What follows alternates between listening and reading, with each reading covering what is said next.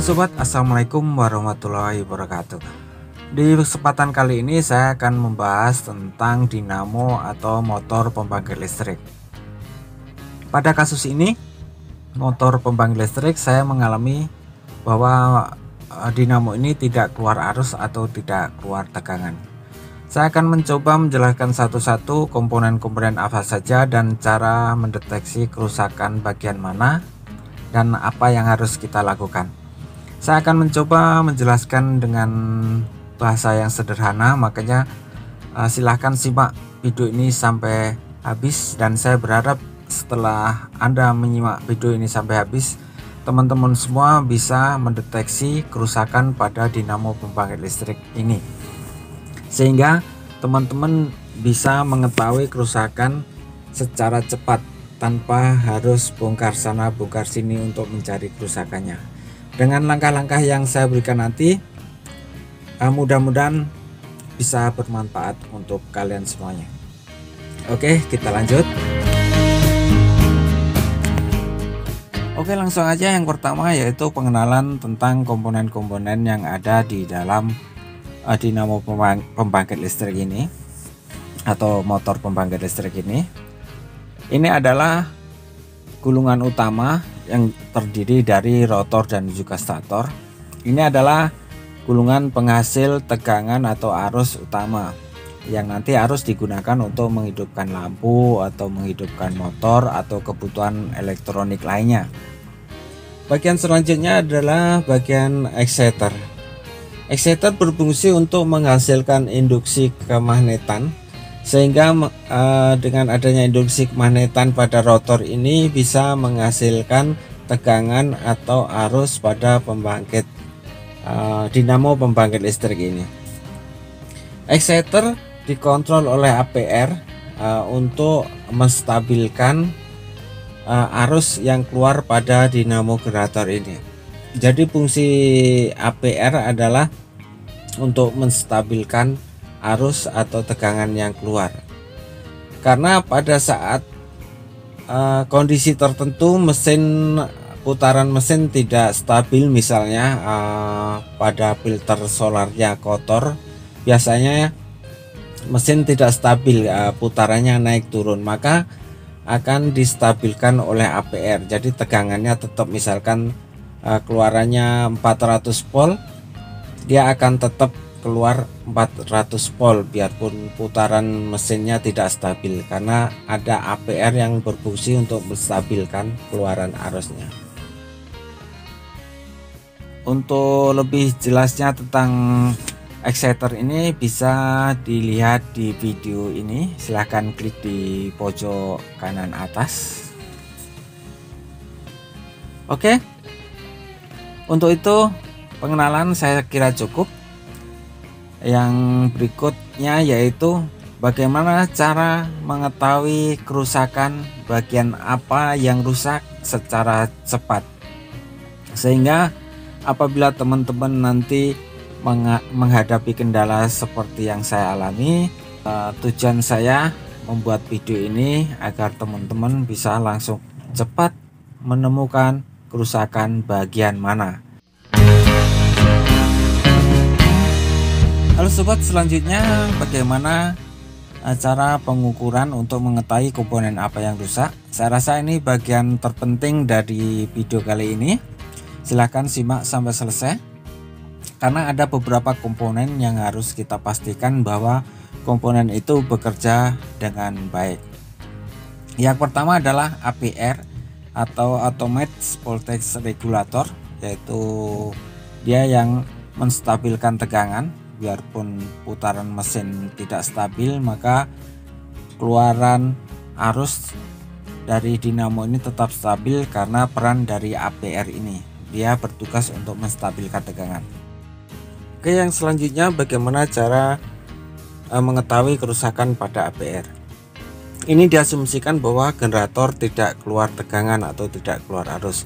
Maka yang harus kita lakukan adalah kita harus memotong kabel di exciter ini yang menuju APR, biasanya kodenya X1 dan X2. Dan setelah kabel dari exciter kita potong, kita bisa injek kabel dari exciter dengan aki dengan arus 12 volt, dan apabila setelah kita injek dalam posisi mesin hidup dia keluar tegangan, maka APR nya bisa dipastikan rusak. Dan apabila kita injek dengan 12 volt tetap tidak keluar tegangan pada dinamo generator listriknya, berarti ada kerusakan di bagian lain. Itulah cara simpel mengecek APR masih bekerja atau tidak. Oke, pengukuran berikutnya yaitu pada lilitan utama atau gulungan utama pada motor pembangkit listrik ini. Apabila motor pembangkit listrik ini mengalami kerusakan pada gulungan utama atau lilitannya terbakar atau putus, maka ini adalah pekerjaan yang paling berat dalam memperbaiki generator pembangkit listrik ini, karena letaknya yang di dalam dan kita harus membongkar semuanya, bongkar habis. Oke, kita lupakan itu. Yang penting kita sekarang bagaimana cara mengetahui bahwa gulungan ini baik-baik saja atau gulungan ini bermasalah. Siapkan apometer atau multitester, kasih di skala AC. Karena dinamo saya ini keluaran tegangannya yaitu 400 volt, maka kasih selektor AC di atasnya ya di 1000. Untuk mengetes ini silakan hidupkan mesin, atau kita harus mengetes ini dalam kondisi mesin hidup. Tapi putaran mesin rendah saja karena kita cuman butuh untuk mengetahui bahwa tegangan ini keluar arus atau tidak.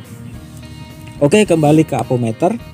Apometer ke posisi 1000, silahkan cek. Di sini ada kabel keluar 0, R, S, dan T, karena ini dinamo saya 3 pas ya. Silahkan Anda ukur antara R ke S, R ke T, dan S ke T.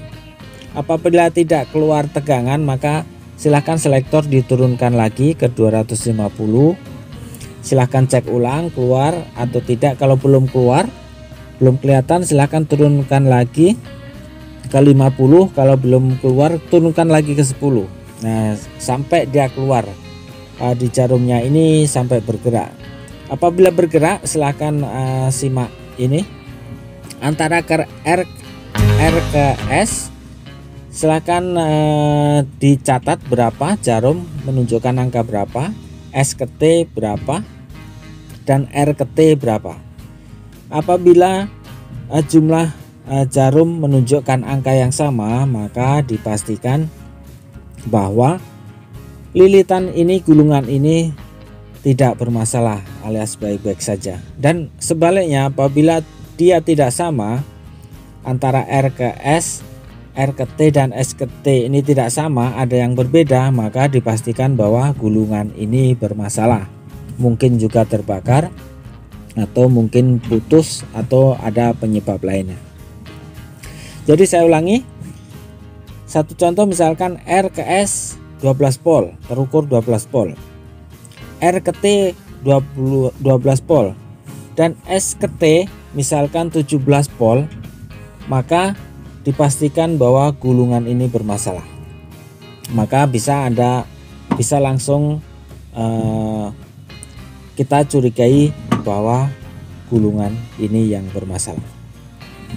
Oke, itu tadi langkah-langkah yang harus kita lakukan dalam pengukuran sebuah dinamo pembangkit listrik. Langkah-langkah yang harus kita lakukan untuk mengetahui kerusakannya bagian APR ataukah bagian exciter atau bagian lilitan utamanya.